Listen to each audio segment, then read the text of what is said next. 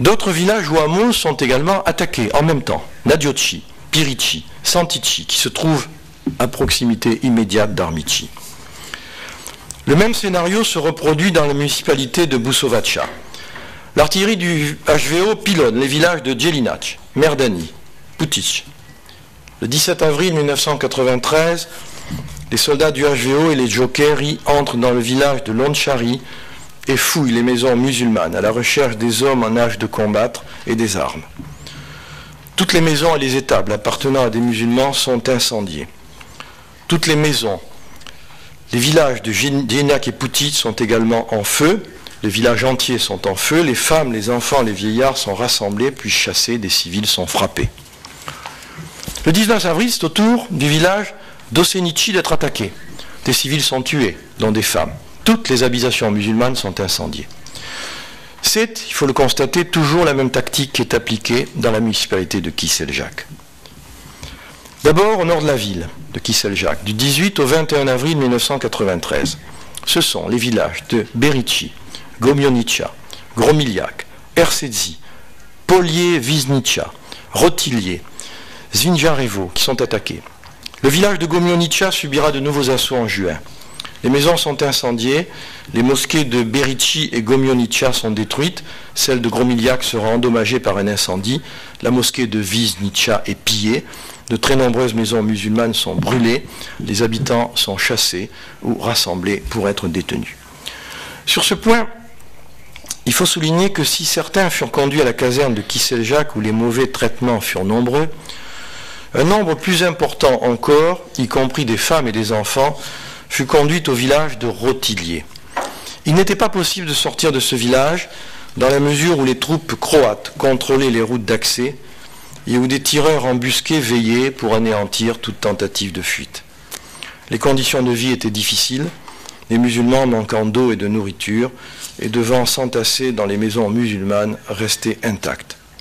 Les hommes détenus furent contraints d'aller creuser des tranchées, le plus souvent sur les lignes de front, subissant en même temps des violences. Au mois de juin 1993, c'est le sud de la municipalité qui voit les mêmes crimes se reproduire, à Graovici, Anplocha, Tulica. Là encore, des civils sont tués, des maisons pillées et incendiées ou incendiées, des hommes amenés prisonniers, battus, forcés de creuser les tranchées. Pour revenir à la municipalité de Vitez, il faut aussi évoquer les attaques sur Vitez, et notamment sur Stari Vitez, qui est le quartier musulman de la ville en avril 1993. Sur Stari Vitez en juillet, sur Donja Večerička et Gačići en avril, et sur Gorbavica en septembre 1993. De ces attaques, la Chambre soulignera ici 3 éléments en particulier. Le premier, c'est le recours à la terreur. Ainsi, le 18 avril, c'est un camion bourré de centaines de kilos d'explosifs qui explose à la limite de Stari Vitez, à proximité d'une mosquée. Selon la défense, cette action aurait été décidée et menée par les Vitezovi, commandés par Darko Kraljevic. Le second élément, c'est que certaines attaques pouvaient, la Chambre l'explique plus en détail bien sûr dans son jugement, correspondre à une nécessité militaire. Par exemple, une usine d'explosifs était située entre les villages de Donja Večerica et Gačići. Il n'en demeure pas moins que même dans ce contexte, des civils musulmans ont été tués, chassés, que les habitations musulmanes ont été détruites sans que les circonstances le justifient. De même, des observateurs sont accordés à reconnaître que l'attaque sur Gorbavica, que l'accusé a d'ailleurs reconnu avoir organisée, fut très bien menée. Mais les destructions qui ont suivi ne répondaient là encore à aucune nécessité militaire. Le troisième élément que la Chambre voudrait souligner, c'est que lors de l'attaque sur Vitez, les principaux responsables politiques et intellectuels musulmans de la ville ont été arrêtés et détenus comme un membre de l'ECMM a pu le constater.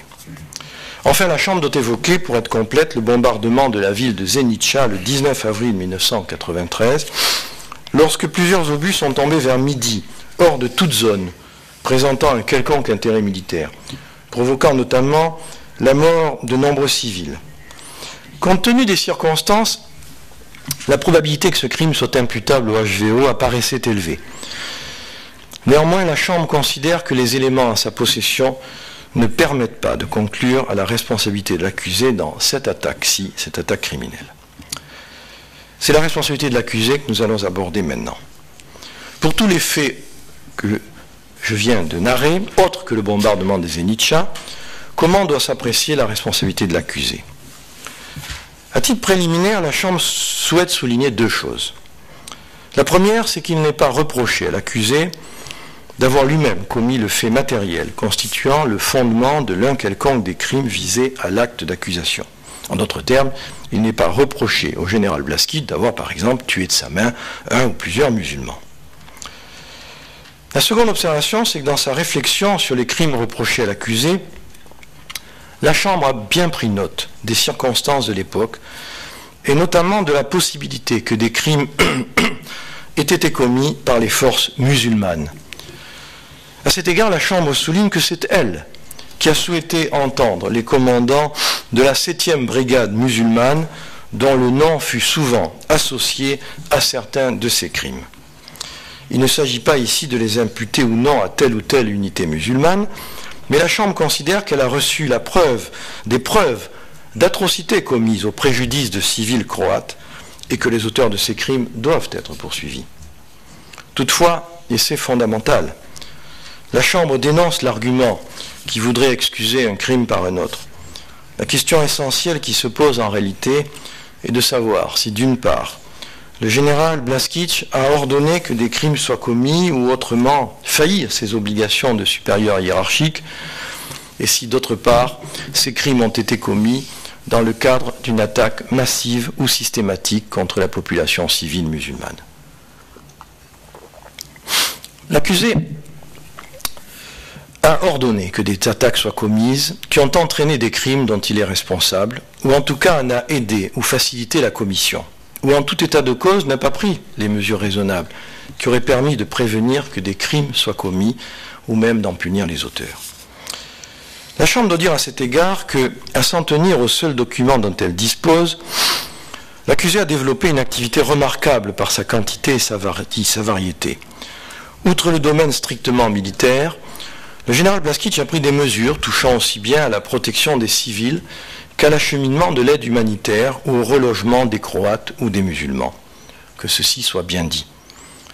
Mais cette intense activité apparente cache mal la réalité des ordres qu'il adressait aux troupes sous son autorité et les lacunes de son autorité quant au comportement de ses propres troupes. L'analyse des faits contredit ce que la défense a présenté comme l'action d'un officier hautement professionnel, n'ayant jamais ordonné que des crimes soient commis et ayant au contraire fait des efforts incessants pour tenter d'empêcher ou de réparer des crimes. Parlons d'abord de l'autorité de l'accusé. Il est symptomatique de relever que la tension entre les communautés n'a cessé de monter de mai 1992 à janvier 1993. Pourtant, les seules mesures véritablement efficaces qui sont prises par l'accusé consistent à mettre en place une chaîne de commandement solide dans l'ensemble des territoires dont il a la charge. Les nombreux ordres produits à l'audience démontrent amplement que l'accusé a voulu asseoir l'autorité des forces croates dans la région et sa propre autorité sur toutes ces forces. Dès le 11 mai 1992, il signe par exemple un ordre selon lequel, je cite, « Les seules unités militaires légales dans la région de la municipalité de Kiseljak sont les unités du HVO. » Dans le même temps, je cite toujours, la TO, c'est-à-dire la défense territoriale, est considérée comme illégale dans cette région. Au demeurant, l'accusé a revendiqué s'être efforcé de professionnaliser une armée constituée de troupes mal formées et a imputé les crimes à des éléments incontrôlés ou ne relevant pas de son commandement. Si les éléments de preuve confirment que le général Blaskich a effectivement eu le souci de bâtir une véritable armée bien structurée, ils infirment, les éléments de preuve infirment en revanche l'hypothèse du manque ou de l'absence d'autorité hiérarchique. Au contraire, les informations fournies tant par l'accusation que par la défense montrent que l'accusé entendait intervenir dans tous les domaines en s'adressant à toutes les forces disponibles, y compris par exemple à la police civile le cas échéant. L'analyse des ordres qu'il a reçus ou qu'il a donnés montre que le général Blaskich commandait toutes les troupes du HVO, mais également d'autres unités. De plus, contrairement à son affirmation devant la Chambre, la chaîne de commandement fonctionnait de manière satisfaisante. Quelles étaient ces troupes et les autres unités qui étaient sous son autorité?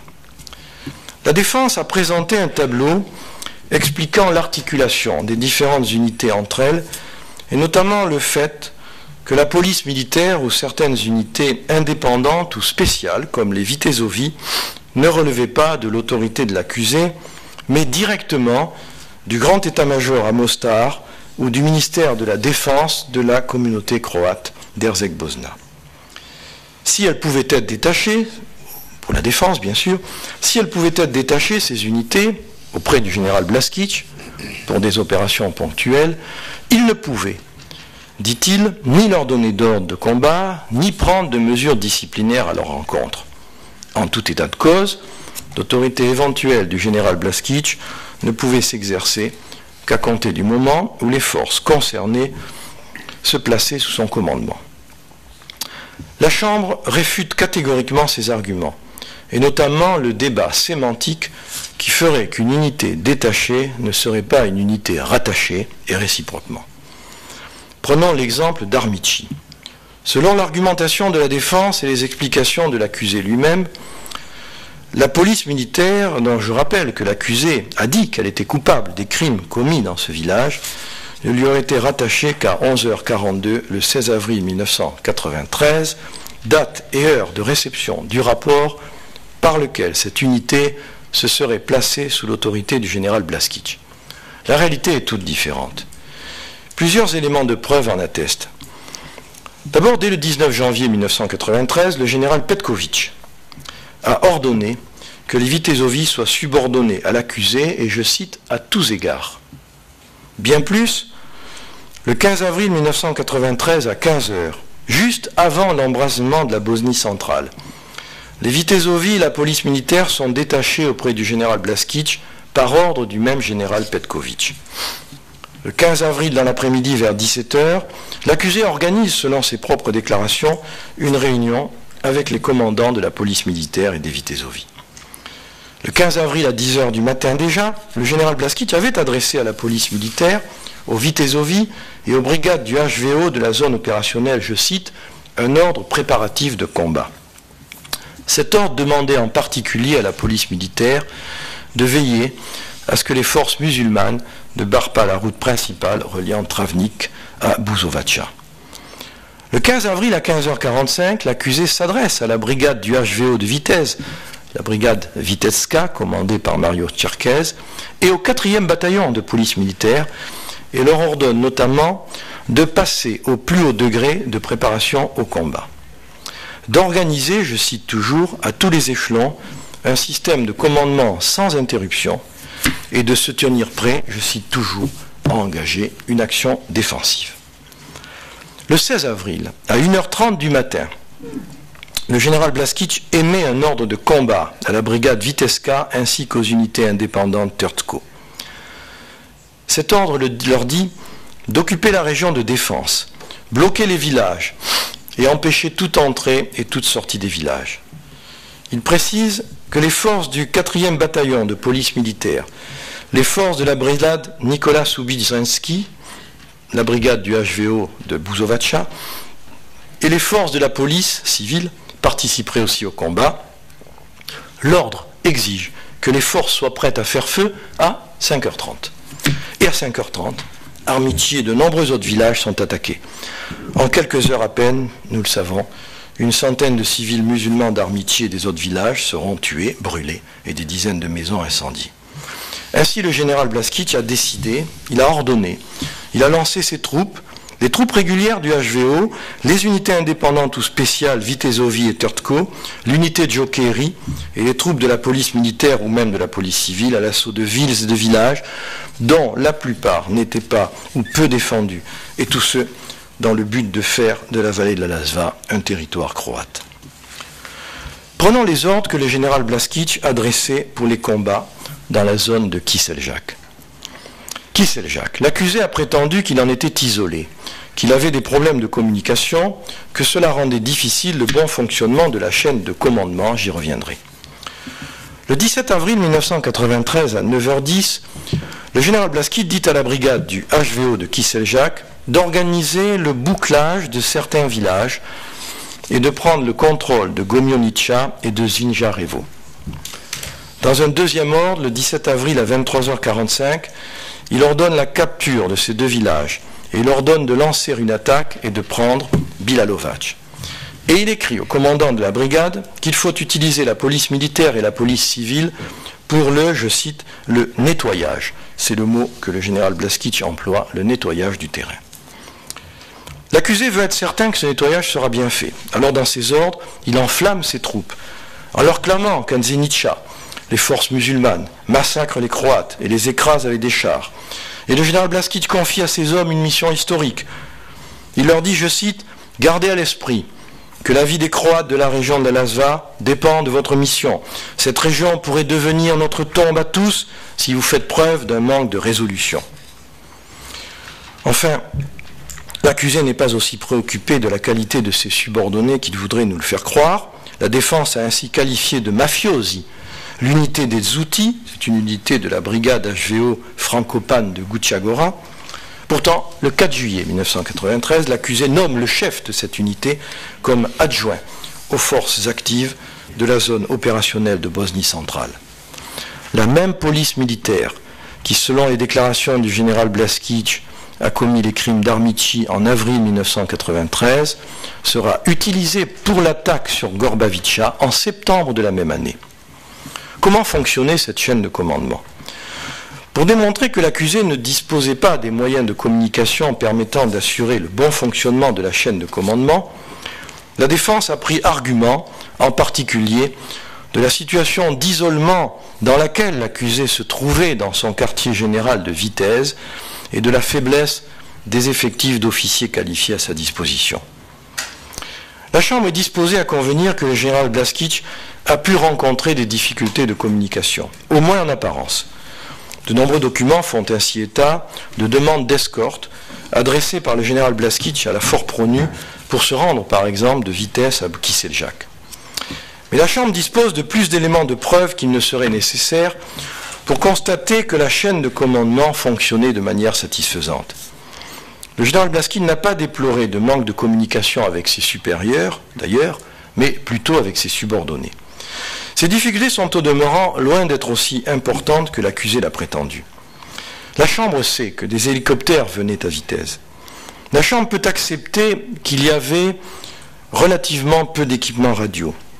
Mais toutes les lignes téléphoniques n'étaient pas coupées. Le général Blaskic pouvait au demeurant, en plein conflit, téléphoner, par exemple, directement au commandant des forces adverses. Plusieurs témoins ont attesté du contrôle des autorités croates sur les lignes téléphoniques dans toute ou partie de la région. Il y avait, nous en avons la preuve, des téléphones cellulaires. Surtout, l'analyse des documents écrits est riche d'enseignements. Il est intéressant de noter certaines différences entre les mêmes documents, selon qu'ils sont produits par l'accusation ou produits par la défense. Mais l'essentiel n'est pas là. Il est dans l'incroyable quantité d'ordres et de rapports, à en juger par les seuls numéros de référence dont la Chambre dispose, que le général Blaskic a reçu ou émis. Et tout cela fonctionnait fort bien. Je reviens sur les événements de Kiseljak, par exemple. Le général a dit que les communications ne fonctionnaient pas bien. Et pourtant, le 17 avril à 9h10, l'accusé demande à la brigade Banilaci de Kiseljak de se préparer et de lui adresser un rapport avant 23h30. Le 17 avril, il reçoit ce rapport. Le 17 avril à 23h45, le général Blaskic donne l'ordre d'attaque pour le 18 avril à 5h30. Le 18 avril à 5h30, l'attaque commence effectivement. La chronologie des faits vient ainsi confirmer le caractère organisé des attaques. En elle-même, et par le fait que l'accusé ne prend aucune mesure après que, comme il le reconnaît lui-même, il a eu connaissance des crimes, prenons par exemple la période d'avril à août 1993. Le 15 avril, le général Blaskic est à Vitez et prend les ordres dont nous avons parlé. Le 16 avril à 1h30 du matin, il donne ce qu'il appelle l'ordre de préparation au combat. Le 16 avril à 5h30 du matin, l'artillerie du HVO entre en jeu à Vitez, Stari Vitez, Armici, Santici, Pirici, Nadioci. Ce pilonnage est immédiatement suivi d'attaques d'infanterie. Le 16 avril dans la matinée, les forces commandées par l'accusé attaquent dans la municipalité de Buzovaca vers Jelinac, Merdani et Putic. Le 17 avril, les attaques se poursuivent et le général Blaskić prépare celle de la municipalité de Kiseljak. Le 18 avril, aux toutes premières heures, de nouveau l'artillerie entre en jeu, puis ce sont, selon un schéma bien établi, les attaques d'infanterie sur Sinvarevo, Gomionica, Vinjica, je n'insiste pas. Mais le 18 avril, pour briser la résistance des musulmans de Stari Vitesse, c'est un camion bourré de centaines d'explosifs, de kilos d'explosifs qui explose. Et le 18 avril, c'est l'attaque sur Donia Večerička. Et le 20 avril, c'est l'attaque sur Gačići. Vers le 20 avril, le général Blaskić contrôle la situation. Il lui faut renforcer ses défenses. Il utilise et va utiliser les détenus musulmans pour creuser des tranchées, en particulier sur la ligne de front. Le sud de la municipalité de Kiseljak est une zone plus fragile, car si l'on considère, pour simplifier, que le général Blaskić et ses forces se trouvent à l'ouest, les forces serbes sont à l'est, mais les forces musulmanes sont au nord et au sud. L'accusé lance donc une nouvelle offensive en juin, toujours selon le même schéma, artillerie puis infanterie. Et ce sont les villages de Graovići, Anploča, Tulica, qui sont les victimes des exactions de ses troupes. Et lorsque le général Blaskić sait que des crimes ont été commis, que fait-il? Rien. Je passerai ici sur son affirmation qu'il ignorait tout d'Armici jusqu'à ce que le colonel Stewart de la Fort Pronu lui écrive pour lui faire part des horreurs qu'il avait constatées et exige de lui une enquête. Mais qu'a donc fait le général Blaskić? Aucune enquête sérieuse. Une déclaration selon laquelle les crimes auraient été commis par des forces serbes infiltrées ou par des musulmans eux-mêmes. Et devant la Chambre, lorsqu'il témoigne, quand il accuse l'accusé, quand il accuse lui-même la police militaire, les Djokeri en particulier, qu'apporte l'accusé comme élément? Il omet de dire que le commandant des Djokeri, et ces mêmes Djokeri qu'il accuse, ce commandant, Vladimir Santić, a son bureau à l'hôtel Vitesse dans son quartier général. Mais il affirme qu'il a demandé une enquête dès le 24 avril. En réalité, les témoins l'ont confirmé, le général Blaskić ne le fait que le 8 mai au plus tôt. Et il parle, je cite son note d'écrit, du 10 mai, des rumeurs, dit le 10 mai, les rumeurs qui courent dans le public concernant les événements d'Armici. L'accusé a expliqué ensuite que rien ne s'est passé, qu'il a fait un rappel, que le rapport qui lui a été transmis par le service d'information et de sécurité était incomplet. Pourtant, il n'en redemande un que le 17 août 1993. Et il lui aurait finalement été répondu, à lui, le général Blaskić, que les informations avaient été transmises à Mostar. Ce dont le général Blaskić s'est contenté, puisque même lorsque de juin à octobre 1994, devenu chef d'état-major adjoint du HVO, en charge notamment d'enquêter sur les crimes de guerre, il ne fera aucune démarche significative. Finalement, aucun soldat du HVO, de la police militaire, des Djokeri ou d'une quelconque unité n'aura jamais été puni pour le massacre d'Armici. Je rapprocherai cette attitude d'un élément très simple. En plein conflit, le 16 avril, jour même de l'attaque sur Armici, le général Blaskić adresse une protestation à la Fort Pronu parce qu'un blindé des Nations Unies a renversé la clôture d'une église. Il s'agit d'une attaque massive ou systématique contre la population civile musulmane. Les éléments de preuve présentés à la Chambre, tant par l'accusation que par la défense, démontrent que le général Blaskić a ordonné des attaques et des actions qui ont entraîné des crimes dont il est responsable et qui s'est inscrit dans une logique de persécution de la population musulmane. Il y a d'abord une volonté politique et ensuite une politique de discrimination. La volonté politique d'abord. Il convient en premier lieu de rappeler que le HVO n'est pas qu'une structure militaire. C'est aussi une structure civile qui, en tant que telle, prend des décisions pour l'organisation de la vie dans la cité. Pour reprendre l'exemple de Kiseljak, la cellule de crise municipale décide le 25 juin, je cite, « Le comité exécutif de l'Assemblée municipale de Kiseljak prend dorénavant l'appellation de Conseil de défense croate HVO de Kiseljak. La même cellule de crise avait le 25 mai annulé le compte de virement de la défense territoriale et ordonné l'ouverture d'un compte de virement pour le HVO de Kiseljak. En acceptant de prendre ses responsabilités de commandant HVO de la défense de Kiseljak, mais surtout les responsabilités de commandant HVO de toute la zone opérationnelle de Bosnie centrale et de les exercer, le général Blaskić sait donc parfaitement que le cadre de son activité n'est pas et ne peut pas être strictement militaire.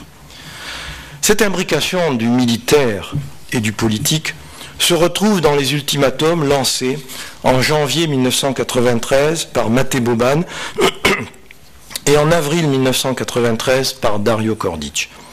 Leur mot d'ordre ne s'arrête pas à revendiquer que les municipalités de Vitez, Buzovaca ou Kiseljak reviennent aux Croates, mais exigent aussi que les musulmans déposent leurs armes.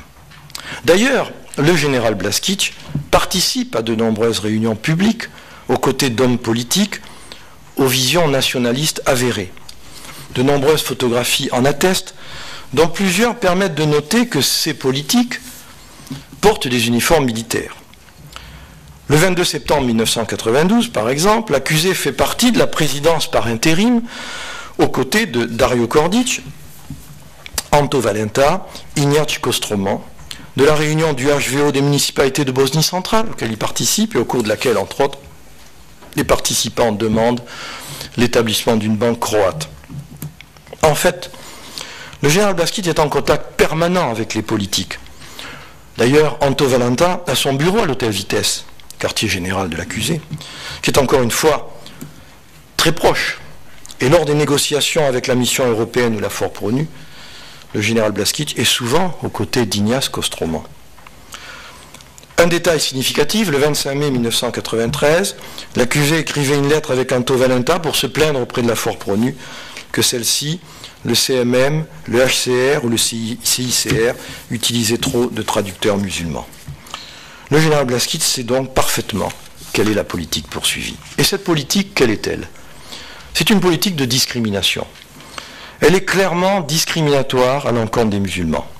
C'est en fait tout ce qui est musulman qui doit être supprimé ou remplacé. Je viens de parler du souhait formulé par les participants à une réunion coprésidée par l'accusé, au cours de laquelle fut réclamée une banque croate. Il est intéressant de noter que la banque musulmane de Vitez sera détruite par une explosion la veille de l'ouverture de la banque croate à Vitez. Les musulmans sont systématiquement exclus des organes de la vie politique.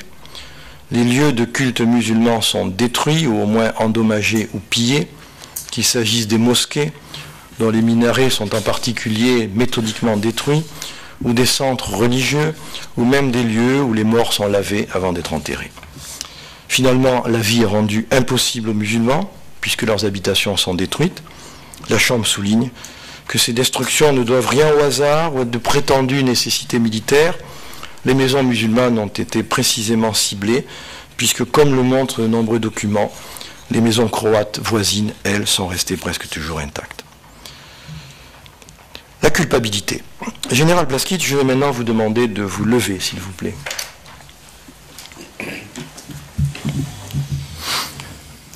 En définitive, Général Blaskić, vous êtes reconnu coupable d'avoir commis l'ensemble des crimes qui vous sont reprochés, à l'exception du bombardement de la ville de Zenica. Vous êtes coupable, Général Blaskić, d'avoir, entre le 1er mai 1992 et le 31 janvier 1994, ordonné dans les municipalités de Vitez, Buzovaca et Kiseljak, et notamment dans les villes et villages d'Armici, Nadioci, Pirici, Santici, Oersnici, Vitez, Stari Vitez, Donja Večerica, Gačiće, Lončari, Gorbavica, Berici, Zvinjarevo, Gomionica, Gromiljak, Polje-Vinzica, Rotilje, Tulica, Antploka et Graovic, un crime contre l'humanité pour des persécutions contre les civils musulmans qui se sont traduites par des attaques contre des villes et des villages, des meurtres et des atteintes graves à l'intégrité physique, la destruction et le pillage de biens, et en particulier d'édifices consacrés à la religion ou à l'enseignement, des traitements inhumains à l'égard de civils, et notamment leur prise en otage et leur utilisation comme bouclier humain, le transfert forcé de civils.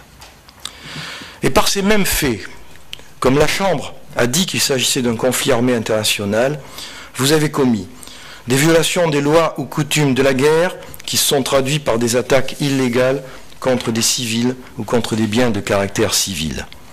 Ou encore des violations des lois ou coutumes de la guerre qui se sont traduites par des meurtres, ou des infractions graves qui sont sanctionnées, des infractions graves sanctionnées par l'article 2 du statut concernant les infractions aux conventions de Genève qui sont traduites par des homicides intentionnels, je ne reprends pas la numérotation des chefs d'accusation, vous le trouverez dans le jugement, par des assassinats, par des atteintes graves à l'intégrité physique ou à la santé. Vous avez également vous êtes rendu coupable d'infractions graves concernant des destructions qui peuvent être traduites comme des violations des lois et coutumes de la guerre, des destructions de biens sur une grande échelle, et ceci sans justification ou exigence militaire, et par des pillages de biens publics ou privés. Vous vous êtes rendu responsable des violations des lois et coutumes de la guerre, notamment pour la destruction et l'endommagement délibéré d'édifices consacrés à la religion ou à l'enseignement. Enfin, nombre de crimes ont été commis sous vos ordres, des crimes liés à la détention des personnes qui étaient sous votre garde après les combats, traitements inhumains, traitements cruels, prise de civils en otage, boucliers humains. En toute cette cause, vous avez, en tant que supérieur hiérarchique, de toute façon omis de prendre les mesures nécessaires et raisonnables qui auraient permis d'empêcher que ces crimes soient commis ou d'en punir les auteurs. Pour fixer votre peine, général Blaskić, la Chambre a tenu compte, comme elle l'explique dans son jugement, de l'ensemble des circonstances qui peuvent être considérées comme aggravantes ou atténuantes. Vous étiez très jeune à l'époque des faits et vous aviez la charge de la zone opérationnelle de Bosnie centrale. Les éléments de preuve présentés à la Chambre permettent de cerner quel a été votre rôle. Ils font également apparaître que vous ne devez pas seul porter la responsabilité des atrocités commises, je le dis, devant le banc du procureur. Les faits que vous avez commis, général Blaskić, sont d'une extrême gravité. Ces actions de guerre, menées au mépris du droit international humanitaire, dans la haine de l'autre, ces villages réduits à l'état de ruine, ces maisons et ces étables incendiées et détruites, ces personnes forcées de quitter leur foyer et ces vies perdues, brisées, sont inacceptables. La communauté internationale ne doit pas tolérer que de tels crimes soient commis ou qu'ils soient perpétrés, quels qu'en soient les auteurs, quels qu'en soient les motifs. Si conflit armé il doit y avoir, il appartient à ceux qui le décident, comme à ceux qui le mènent, de veiller au respect des règles les plus élémentaires du droit des gens. Et il appartient bien sûr aux juridictions internationales, ce tribunal aujourd'hui, demain, la Cour pénale internationale, de sanctionner comme il convient tous ceux, et surtout les plus hauts responsables, qui transgressent ces principes. Ces règles, général Blaskić, vous les avez violées, vous le savez. En conséquence, la Chambre vous condamne à la peine de 45 années d'emprisonnement, dont bien sûr il sera déduit la période de détention pour le compte du tribunal que vous avez effectuée depuis le 1er avril 1996, jour de votre arrivée à La Haye. L'audience est levée, vous pouvez vous asseoir. All right, veuillez vous lever.